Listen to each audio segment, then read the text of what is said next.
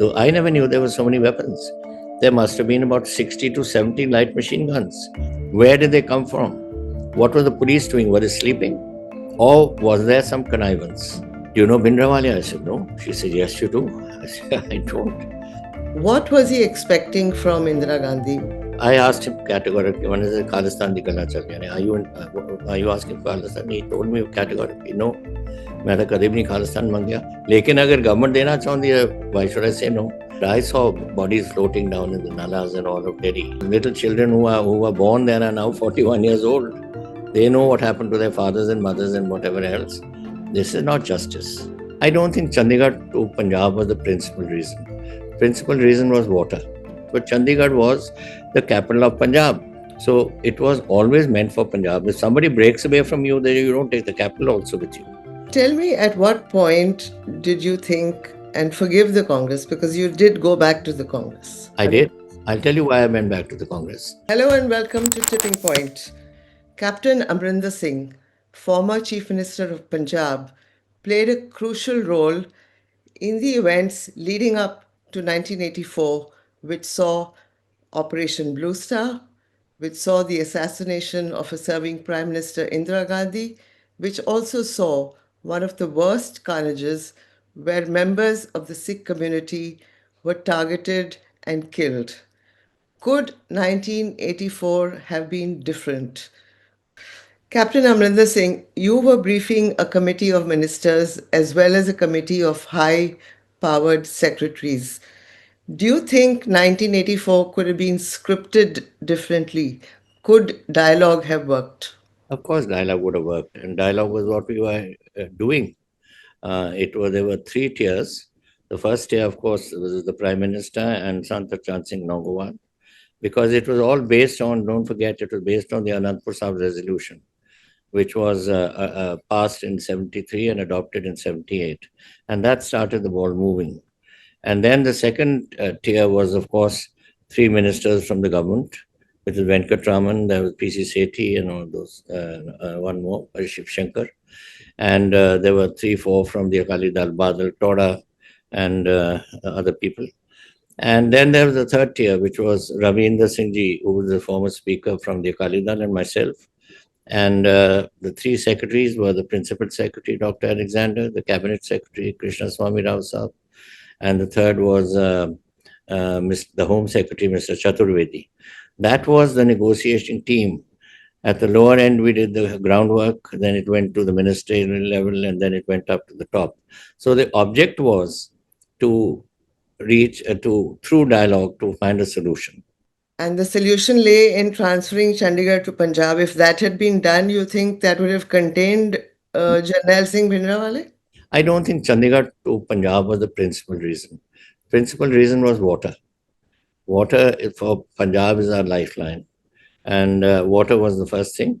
And then, of course, Chandigarh, then there were, when the initial list came from Anandpur Sahib, there were about 40 items. Then I was asked by the Prime Minister to take this up and ask the sons, okay, what are you giving these 43 items? Surely you can cut it down to some size. And then it came down to, I forget the numbers, but it came down substantially. It came to religious and it came to political items. And that is how it came up. But Chandigarh was just part of the issue. And that was, in any case, ours. I mean, why did we make a fuss about it? In the later, the Rajiv Gandhi Accord and all, Chandigarh was given to us. But Chandigarh was the capital of Punjab. Now, if the capital of Punjab, which was earlier Lahore, then it came to Simla, then after partition, then it came down to Chandigarh. When a state is formed, you have to have a capital. And that was decided that this should be the capital of Punjab. So it was always meant for Punjab. If somebody breaks away from you, then you don't take the capital also with you. So that was the mistake. They should have made a capital for Haryana. And I think that was decided, that I think Rohtak or something would be their capital. Then they didn't go ahead with it. But it should have been ours from the day one. But why do you think the talks failed between Indira Gandhi and Jarnail Singh Bhindranwale? I'm asking you this question because you were the key player. You were central to the entire parleys. I don't think it was Indira Gandhi and Mrs. Indira Gandhi and son Janel Singh Bhindranwale, it was a different scenario. It was the discussions were on with the Akali Dal on the Anandpur Sahib resolution. And when that Akali Dal resolution was being discussed and nothing was forthcoming. For instance, the first talks that broke down was whether the frontier mail should be called Darbar Sahib Express or not. Unnecessary and futile things. That's when Janayat Singh Bhindranwale's groups thought that, and there were statements made that negotiations is not the answer. The answer is the gun. And that's when things started happening. And then, through our ministers and all and other people, including myself, we did meet Sant Bhindranwale and we talked to him. But then by 1982 onwards, by July, I think he had gone into the Golden Temple and he lived there and never came out again. Though I used to meet him there. I used to go at night, sometimes in the day, and talk to him. And Longowal was, on the other hand, also moved in later on, but earlier on he was in his village in Longowal, Gidriani, and we used to go and meet him there also.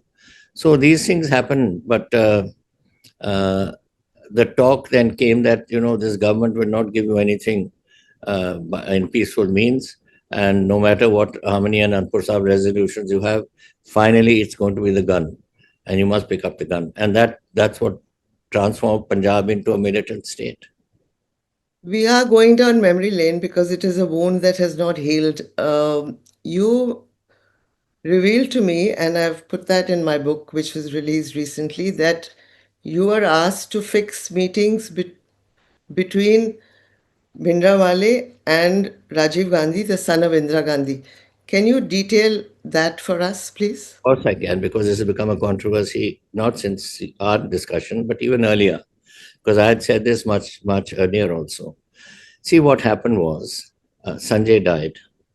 Then Rajiv came and he became a member of parliament and he became general secretary of the party.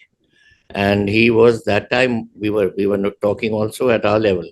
We were talking with Rajiv, we were talking with other people who were involved.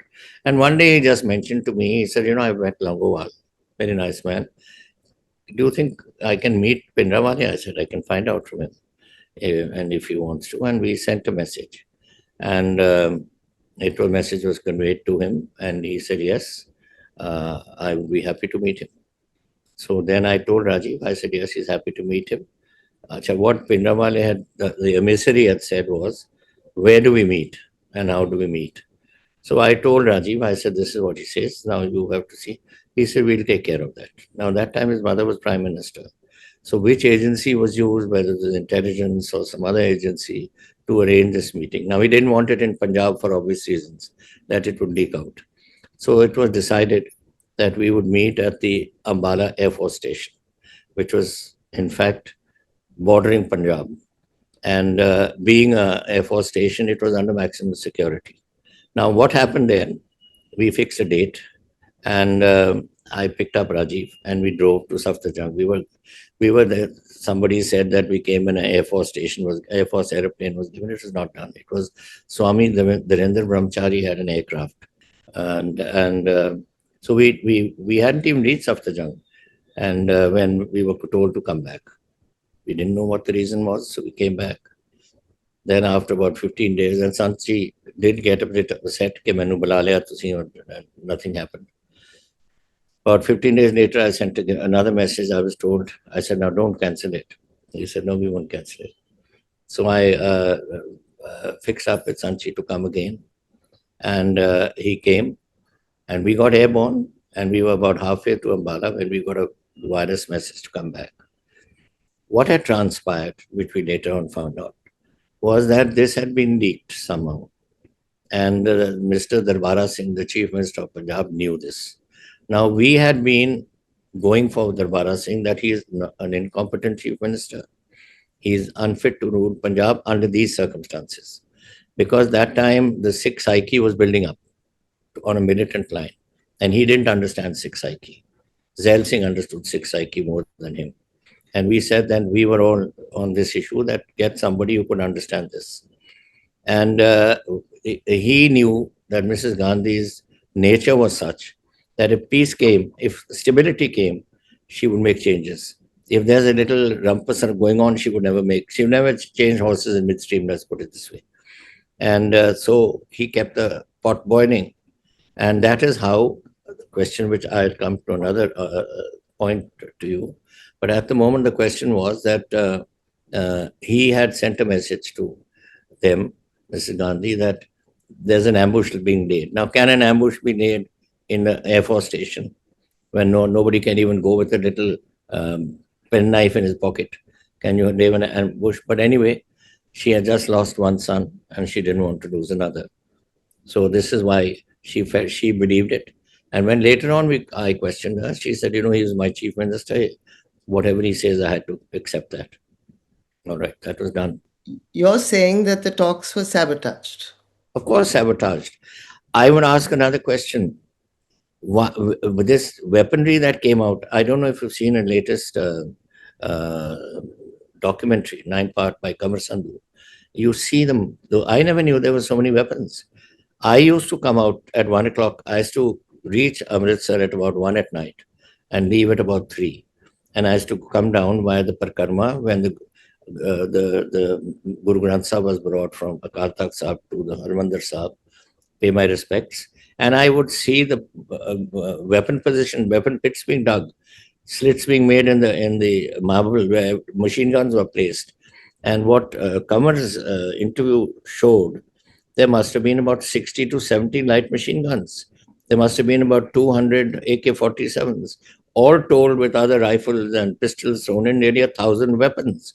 Where did they come from? What were the police doing? Were they sleeping? Or was there some connivance? Was somebody interested in keeping the pot boiling and letting these weapons go in so that this thing would last forever? And they hoped that when it would last, it would be controlled destabilization and he would not be removed. Otherwise, it's not possible. You have 1,000 weapons, which means you have many lakh rounds of ammunition. Where do they come from? So I think Bhindranwale had, terrorized the administrative machinery, which had gone into a kind of paralysis. Well, that's one way of looking at it, but I can't believe that a light machine gun with tripods, many, they kept them at where the entrances were. They kept these machine guns on tripods so that they fired on the waist downwards, and they wanted to destabilize hit the boys, the soldiers who came in, and the legs. And this is the first battalion, which was 10 guards which went in. All the people who were shot in their legs. And in fact, the young officer, a Sikh boy, Raina, who went there, he led his platoon in first. He had to have both his legs amputated. And so many other soldiers must have done the same. Bhindranwale had fortified the Golden Temple, which is the most sacred space as far as the Sikh community is concerned. And it struck me that you're referring to him as Santji. Can I ask you why you call him Santji? Damdami Taksal, to which he belongs, was an institution which was brought about by Guru Gobind Singh's time. And it was a seminary for Sikh students to learn the scriptures, which would then carry into the villages and into the gurdwaras and what to teach them. And all the heads of those institutions were known as Santjis. Like Sant Kartar Singh was before him, and Sant Bhindranwale, Jarnail Singh took over after him. Before that, there must have been others. They were all known as Sant because they were head of the seminaries. That is why I called him Santji. But in the end, he defiled one of the most sacred shrines. No, he had no business to be in the Akal Takht. Akal Takht was the seat of the sixth Guru, Guru Hargobind Sahib. If you see two flags there next to Nishan Sahib's, it is meant for that purpose. And there was a platform in those days before it was built up, where all the Sikh missiles and all the Sikh whatever discussions had to take place about the community were done there. And nobody could bring their weapons in there to leave their weapons out and come and sit there and do. And this never happened. This is the first time that weapons were brought into the Akal Takht Sahib. And it was Akal Takht, they never went into the Harinder Sahib at all. But here also, they had to leave them out and come because tempers could heat up. And in tempers heat up, one person could pick up a weapon against another. So, and it's supposed to be a place for discussion. And this was our sixth guru's Gaddi. And so, therefore, it's a very a place of great significance in our Sikh history. I want to understand how you made contact with Bhindranwale. Let me just mention, go back to that issue of making Sant Bhindranwale, Rajiv, to meet him there. Once we'd given it to them, then the government of India took over. Now, who they sent, how they made contact with him, I don't know. Maybe IB, maybe some other agencies or whoever they were, not done through me. All I did was ask Sanchi through my people that would Rajiv want to meet you? Would this be all right? And he said, yes, I will do. That's when I told them, and they said, no, we take over. Then they must have taken over and operated through some of the agency. That's one. But how did I meet him in the first place? That was when at the beginning, and this is what Mrs. Gandhi told me. I was sitting in Parliament. You see what had happened after the Anandpur Sahib resolution. Mrs. Gandhi gave this task to Sardar Swaran Singh, the former foreign minister, to take on. He brought in Comrade Harkishan Singh Surjit, and he brought in Sardar Balwant Singh, who was the former finance minister of the Akali Dal. And this trio was negotiating. Now, Sardar Swaran Singh had told Mrs. Gandhi that whatever I agree with the Akalis, you must accept. She said, yes. Unfortunately, I don't know what that issue was, but on some issue, the talks broke down and with Mrs. Gandhi, because Swaran Singh said yes, and she said, I can't do this. So he said, I had told you, if you done, then I'm not. So I quit. Now, I was sitting in Parliament, and I got a message from her private secretary, Mr. R.K. Dhawan. Okay, the Prime Minister wishes to see you in her office in Parliament. So I went there, and she asked me, she says, do you know Longowal? I said, yes, ma'am. How do you know him? I said, he comes from, comes from my mother's villages, Gididiani, which is a group of 8 or 9 villages of, and he called my mother Buaji, Longowal, because of their relationship. Do you know Bhindranwale? I said, no. She said, yes, you do. I said, I don't. She said, but you do. I said, no, ma'am, I don't. But he's a Sidhu. I said, there are millions of Sidhus in India. How just because he's a Sidhu, I don't know him. So I said, I don't know him. But if you want, can you make contact? I said, yes, I can. She said, okay. Now, who was very close to him was Sardar Simranjit Singh Maan, who was my brother-in-law also, incidentally. And he was the SSP from Faridkot. And Rode village comes in Faridkot. So he said, I told him, Simran, I said, would you ask Sanchi if he would like to meet me? He said, yes, of course. So I said, fine, accepted. So he said, I can't come as SP, but I'll put my father-in-law, Sir Joginder Singh Maan, who will take you. And Sir Joginder Singh Maan had been Speaker of the Punjab Assembly. And before partition, active politician in the erstwhile Punjab. So he came and he took me, and my brother and I and we went to village Rode. And well, when we were there, he told us 10 o'clock or some 9:30, 10. And it became 12:30. I was very cold. It was freezing cold in January. So I just got into his bed and went to sleep. And, it was just too cold. And I said, well, I don't know when he's going to show up. And he showed up at 3:34 in the morning. And of course, he apologized. But usual stuff. So I said, I'm sorry, I've slept in your bed. But thand badi si, so there was no option. So he just laughed it off. But that was my first meeting with him. Subsequently, we met many times. I met him earlier on. He met me in Patiala, not in Patiala city, but there's a place called Channu on the Sangrur-Patiala border. And there was somebody's factory, and we used to meet.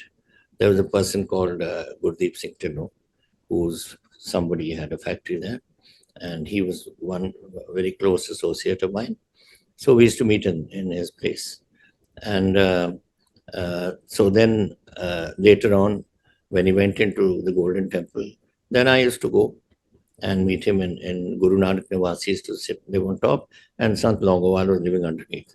So Ravi and I used to go. Ravi used to stay with Sant Longowal, and I used to go up and go and meet him in his rooms on top.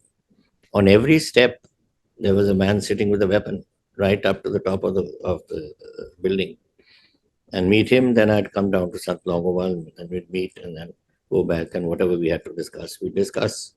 And we always went this way, followed the route 3 o'clock in the morning, because that time at night flying, the Air Force used to give us an aircraft, an ARC aircraft. So we used to fly from Delhi, Palam, there and back, and get back to Delhi before dawn. So it was one of those sort of visits. And many times, I can't tell you how many times, but many times it's happened. Sometimes I wait. For instance, I met General Shabik Singh once, and this was during the day when he was sitting on top, and I had to go something urgent. So I risked the press and I went upstairs, and he was sitting on his bed talking to the general, and I came. I had sent a message. So I just paid my respects to him. I said, Sat Sri Akal Sanchi, Vaheguru Ji Ka Khalsa, Vaheguru Ji Ki Fateh, as you normally say. And he was very nice about it. He asked me to sit down. And then he said, "Tusi General Saab nu milyo?" मैं कहा नहीं. He said, "A General Saab ne." And there was this gentleman sitting there with an open beard. So I said, Sat Sri Akal, that's all. That was my only time I met him. But he was a man who had a good reputation in the army. Unfortunately, he was cashiered the day before he was to retire. And that anger brought him to this thing. Otherwise, he had a good reputation in the army. What was he expecting from Indira Gandhi? Do you have an answer to that question? I don't have an answer to that in the sense, but I can tell you what his expectation was. I don't think he wanted. I asked him categorically. When I said Khalistan nikalna chal raha hai, are you asking for Khalistan? He told me categorically, no. मैं तो कभी भी नहीं खालिस्तान मांग गया, लेकिन अगर government देना चाहती है, why should I say no? That was his standard response to these questions. So I don't think he expected, but he did expect that he could get a lot of those Anandpur Sahib issues resolved by showing force. And he thought when he showed force that the government of India would succumb to that pressure and give him what he wanted. And then he could take credit for it politically. That these Akalis are making a row over nothing, and here it is, me with my stance of the Khalsa, I managed to get this and that sort of thing. But I don't think he that was in the earlier stages. Later stages, you see what happened then. Then a lot of people got involved. Pakistan was involved. It was telling it came to a point that Pakistan General Shabik Singh, I am told. Now this is hearsay, but and I've read it in one or two places also. Had told him that when they was going around the Parkarma and there were people sitting there, his men, with weapons, and they were putting them in there wherever they were to store them. He said, "What are you worried about?" He said, "Get ready for battle. The Indian army has come around us." This was about the end of the thing. But within 4 hours of the Indian army entering, Pakistan army will come through. So they had worked on them to say that, "Don't worry, we are with you. And we will come the moment India comes into the Warsaw, we will come." And that is, I think, what towards the end this happened. Earlier on, he was trying to bring pressure, I think. He was arrested for the killing of Lala Jagat Narayan, a very powerful editor of Yeah. a powerful newspaper in Punjab. Perhaps that was a chance to deal with Bhindranwale and then get him, sit him down and have a dialogue. But then he was released and he was allowed to become the Frankenstein monster that he became. Well, that was that. That was, in fact, he was. I think this is the incident in which he was arrested, and he was not taken to jail. He was put in a rest house, and then the judge was not brought. He was not brought to court. The judge went to him to judge him in the rest house, and that built him up even more. And at that time, I remember my another brother-in-law was the DC of Ludhiana, and he told me the story that he was told by them that you have to go there. So they said SDM is to go every day to find out if he needed anything, and also he was made into a VIP sort of a person already there. And Zail Singh was responsible for giving him freedom because there was an announcement made on the floor of the house. The judge, obviously, when the judge was surrounded by 10,000 people, what was the judge going to do? He just said he's acquitted of this charges or whatever they were. If this is if I'm correct that this was on the Lala Jagat Narayan case, it may have been some other case, but this incident of Ludhiana and arrest there and kept in a rest house, I'm quite clear about. He was arrested, and then in Parliament, Gyani Zail Singh said that there are no charges against him. And in fact, he even came to Delhi with weapons and celebrated his release. Well, it's quite, once the judge has given him, has acquitted him, then there's no charges against him. That is what Gyani Zail Singh said in Parliament. But yes, he did come. He came. In fact, there was quite an incident. He crossed with his buses. He used to travel in 3, 4 buses. Nobody knew which bus he was sitting in. He crossed into Delhi. And Darbara Singh is supposed to have sent Gyani Zail Singh a message. Now he's in your territory, arrest him. And he didn't, nothing happened. When he came back into Punjab, Zail Singh is supposed to have sent one to Darbara Singh. Now he's in your territory, you arrest him. That game was going on all the time. So finally, 1984 happened. The army tanks rolled into the Golden Temple. You were a Congress MP. Clearly, the dialogue didn't work. You resigned as the Congress MP. What were your feelings and thoughts at the time? I told Mrs. Gandhi before. I said, she this now we are talking about when she put me was my first year. This was in 1980. I was elected, so in winter of 80, 81, that sort of period. I stopped negotiating when I told her that, ma'am, you better get a fresh mind in. This was in early 82. I said, I've been at it for 2 years and now you need fresh mind. Then they put the Lochan Singh Riyasti in, and within a month he was shot dead. So that was that story. But what happened to me over then was I told her, by the time it was building up, that I fear that this is going to lead into confrontation. You're going to have to enter, because by that time, Sant Bhindranwale had ensconced himself in Darbar Sahib. He was there permanently. He never came out after that. And Sant Longowal used to come and go, but he was also there. All the Akali leaders, Toda and all were there and all. So I told him this is going to happen. And I said, my family owes everything to the sixth Guru, Guru Hargobind Sahib, which was the creator of the Akal Takht. How is it that when our ancestor was killed in battle, he was he was a little boy living with his uncle. And he went to our sixth Guru, who was in Guru Sar Mehraj, Gurdwara Sahib, near our village of Mehraj. And there he was, there was a big line, so he was very hungry and he was crying. So Guru Sahib asked him, Bacha kyun ro raha hai?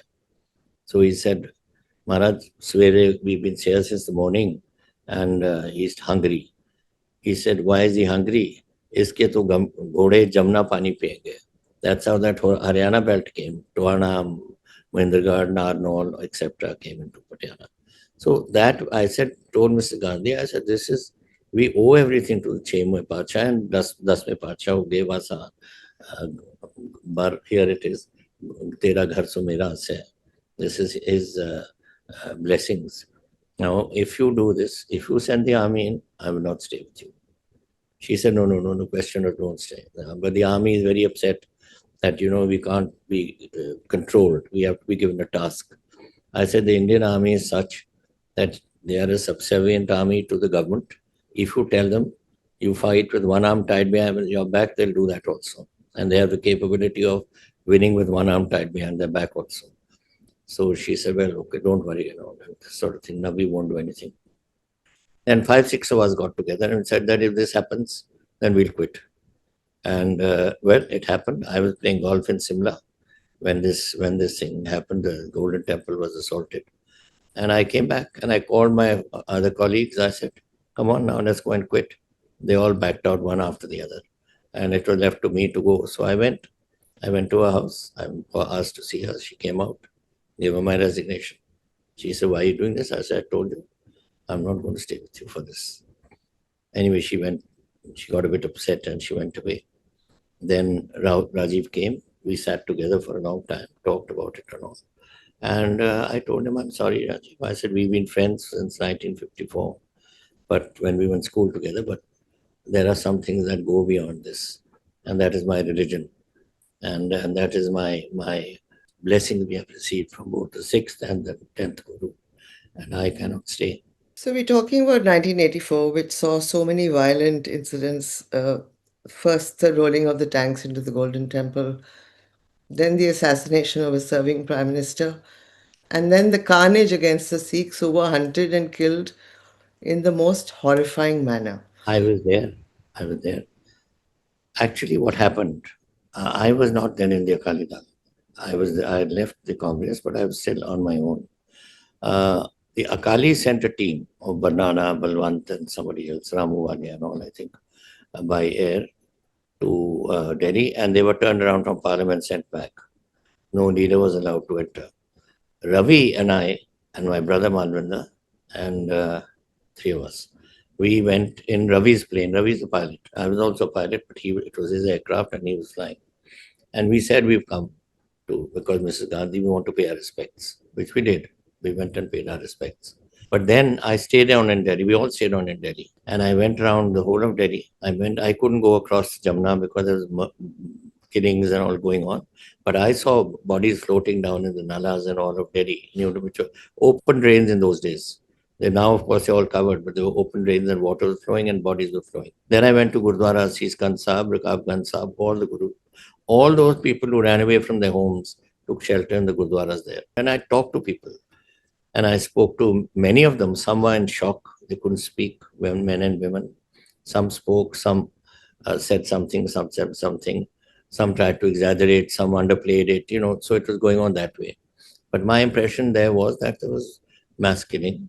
And then, of course, later on, we heard all the stories, but these were the 2-3 days when it all happened.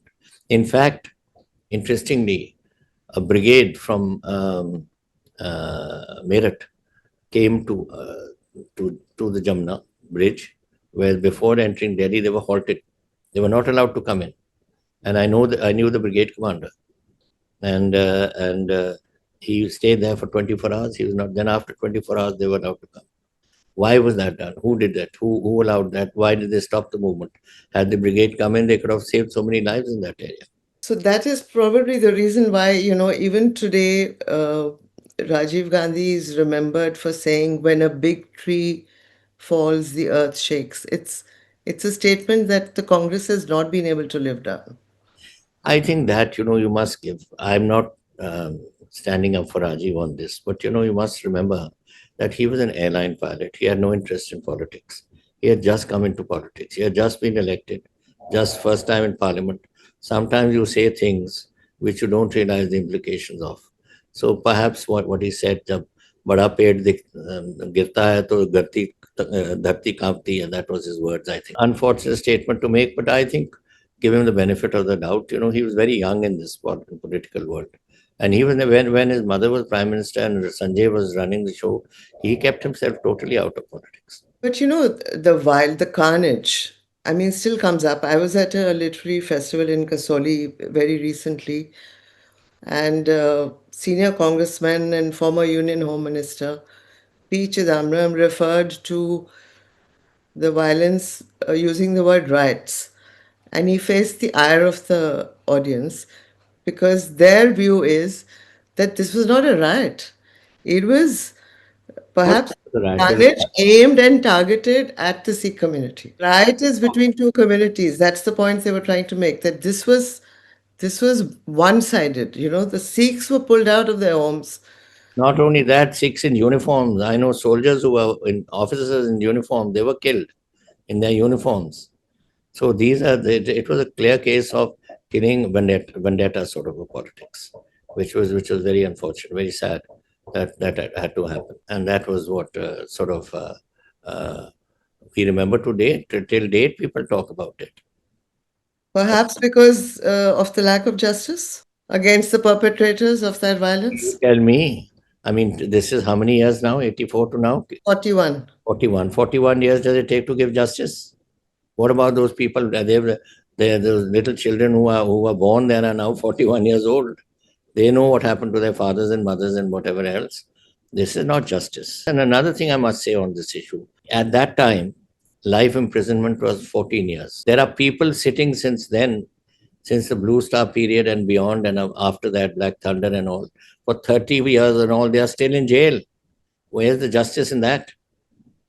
I mean, if you got 14 years as your life imprisonment and you're sitting there for 30 years, is that justice? There are a lot of things which have gone wrong in this. Just quoting Chidambaram from the Kasoli event, he said that Operation Bluestar was the wrong way to retrieve the temple, and the right way was shown during Black Thunder in 1988. Now, I was posted in Punjab at the time. You were a minister in the Barnala government, and you resigned for a second time because forces were used to clear the Golden Temple for a second time. I know the different comparisons are being made. Many times it comes on television. That time, the mood in Punjab was something different. It was a very militant mood.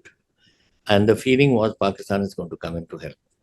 So, and nobody thought that, as Bhindranwale himself said, "Hey, ਜਿਹੜੀ ਫੌਜ ਹੈ ਨਾ, this forge is just there to scare us. They will never come into the Golden Temple." The feeling was they will never come, except for Shabik Singh saying, "Okay, 4 hours if they come, Pakistan will walk in." But the general feeling was that Pakistan will support us. That never happened. Second time when it happened was a much smaller affair. There were a few people. So there was no Bhindranwale. They had no leadership. There's Longowal was not there. Nobody was there. They came and the electricity was cut, the water was cut, these things were cut, and they eventually starved themselves out from there. You saw that KPS Gill and there was a DC, there's Sarabjit and all these people. They put their heads together. You were there also in that press thing. So these were situation was totally different. And that Black Thunder, I was there.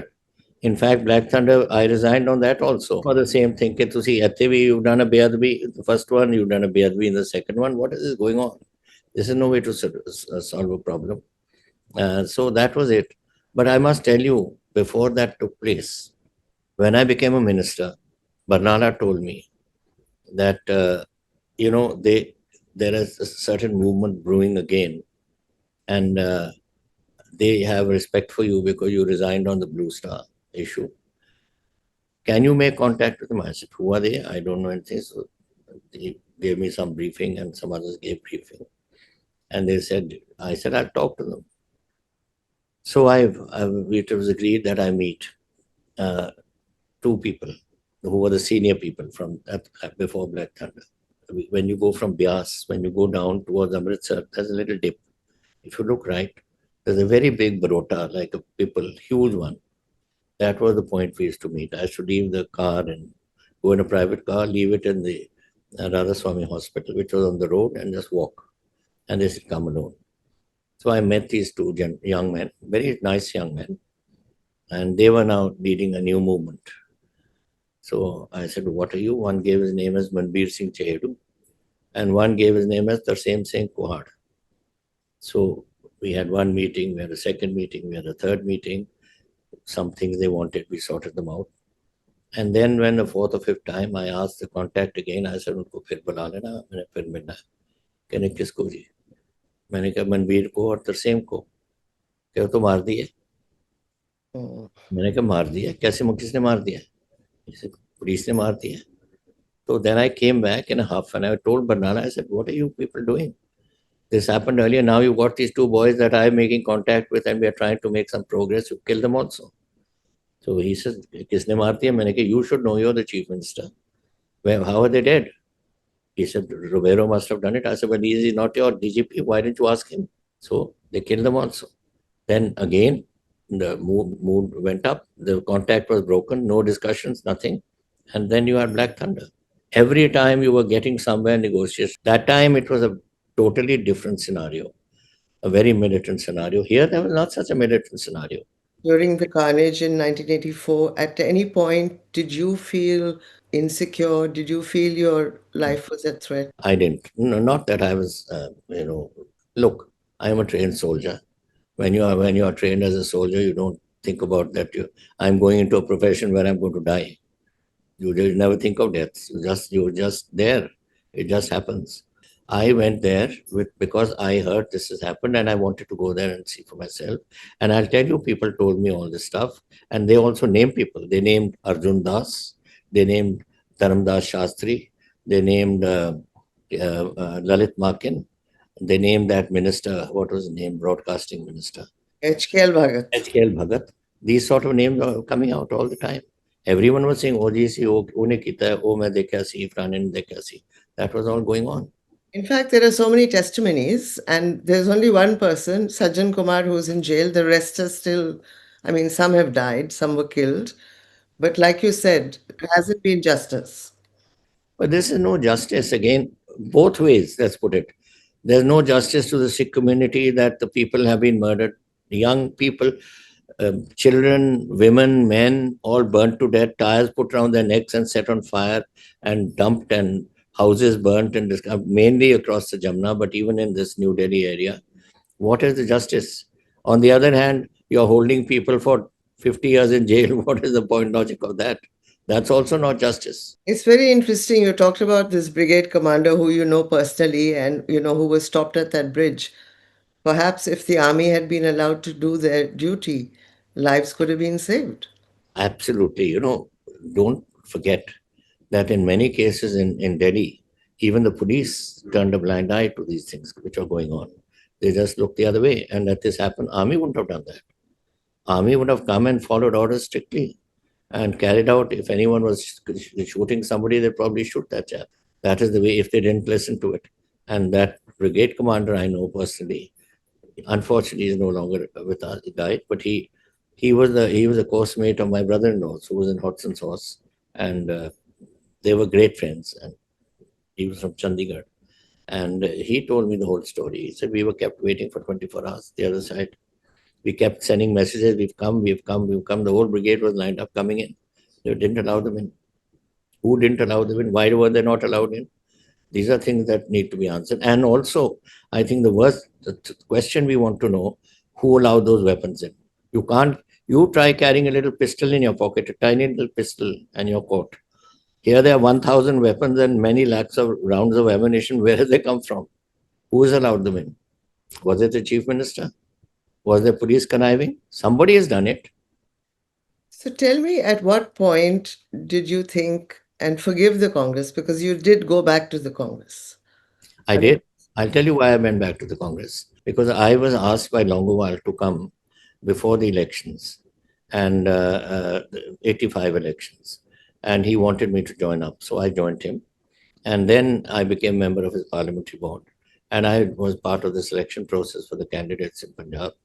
And I was also I fought from Talwandi Sabu, where our village is, Guru Sar Mehraj. I told you that area of Bathinda. That's where we traditionally came. We came from Jaisalmer and we settled there. So that was the area where I came, and I fought from there. And I was taken in by Bhindranwale into his government. And then what happened was the Bluestar came, of course, that went. Then we formed our own party, Single Panthik Akali Dal. We had a good sizable number of MLAs. And Badal was totally shifted out. He was not even in the picture. It was Banana government. It was our party. And then there was Badal with a few chaps with him. He had a few Teensa and Pundar and all these sort of people there. Then I told them, I said, divide and rule is going on. We should form the Akali Dal should form one common base. My party didn't agree. All of them said, no, we can't go with Badal. He's a useless chap. He never stands by his word and all these sort of things. So I said, well, if we are going to all fight as five Akali Dals, then we are not never going to see anything in the daylight of political power. So eventually, on Basaki Day in Damdama Sahib, there was a big meeting, and very huge meeting. Badal was on the stage, I was there, all of us. And there I announced, against the wishes of my party, that we will merge with Badal Akali Dal. And we merged with Badal Akali Dal, and all of us were together. When the elections came the following year, there was a governor's rule for a while. When the elections came, Badal refused to give me a ticket, and I was the president of another party which joined, but he kept me out. Why? Because he felt that I would be depriving his son at some time, and anyone who could be in league of opposing his son, and he was popular of some sorts, popularity of some sorts, then he would try to keep those out. So Ravi and all went and spoke to him, and he just refused. No, nothing in Patiala. When it came to Patiala, he would say Toda, that's area I have to give Toda. When it came to something, and then last one he agreed is Bathinda city. Now, when it came to this, that I was not even given a ticket, then I stayed out for a while. Then I said that if Badal is now leading the Akali Dal, we have no option but to decide. So I called my people together and I said, "You tell me should we do?" They said, "Ji Congress वापस चलो." They had come from the Congress, and they had come Congress वापस. By that time, काफी देर हो गई थी ना. It was quite a lot of time had passed. So we went and we joined. I spoke to Sitaram Kesri was then there. I spoke to Sitaram Kesri and I said, well, this is it. So he asked, I think, Mrs. Gandhi and whoever the senior leaders were. Mrs. Gandhi was not then president of the party. It was Sonia Sitaram Gandhi. Kesri. And then we joined. And I remember the general secretary was Mr. Jagjeevan Ram's daughter. She took me in, and all of us joined. A whole lot of us. It was a huge caboodle that joined. Basically, being Prakash Singh Badal, that nobody trusted him. That he will push us to a corner, and that will be the end of it. At least in the Congress, we have a chance. There's a system here. There's no system. It's favoritism all the time. But somewhere in your heart, you forgave the Congress because in '84, you said that your religious sentiments were hurt. In the meantime, Mrs. Gandhi had been, she had apologized. Actually apologized. And so had, well, all the other Akali leaders had gone. The president had gone, others had gone. And Talking about Sonia Gandhi going to the Golden Temple, she am I went, right? I took her twice when I became Congress president. She made me Congress president. I joined the Congress, and within 3 months, I was Congress president of Punjab. And I took her to Darbar Sahib, and she made a statement which people started refuting that no, she didn't say it. She said it in my presence to the press that I regret what has happened, and this should not have happened. That's what more can you say? So she said that, and that's when I joined. And basically, it was selfishness on Prakash Singh Badal's part. His attitude, it was such that he wanted everything to be done himself, for himself and his family. That is all. You are with the BJP now, but do you remain a congressman at heart? No, it's not that. Look, another reason I must tell you why I left the Akali Dal. Because Akali thinking, when I joined them for so long, they are a localized party. When I used to tell all my friends that the Akali's thought process doesn't cross the river Gaggar. That is the dividing line between Haryana and us. Their thought process stops at the Gaggar. They are not nationalist in approach, and my upbringing has been nationalist in approach. And I've always thought of the nation first. My father did it. My father was the first ruler to surrender his state to India, to merge it with India.